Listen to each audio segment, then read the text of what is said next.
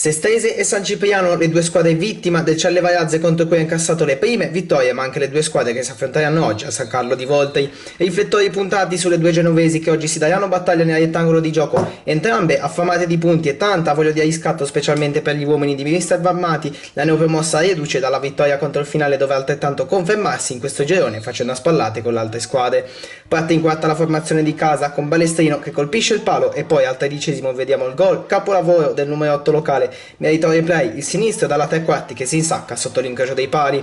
Si aggiunge la festa di tiri dalla distanza Zanoli, ma non ha lo stesso esito.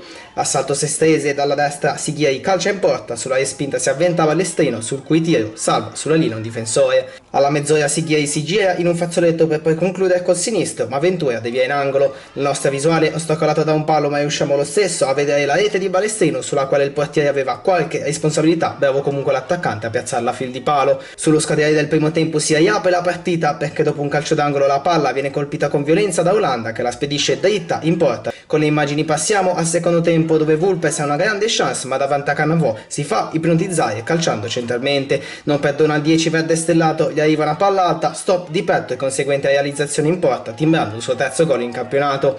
Entrano forze fresche e giovani perché la rete del 4-1 è firmata da Pische, classe 2004, che la gira al volo di prima intenzione e pallone che si insacca alle spalle di Ventura.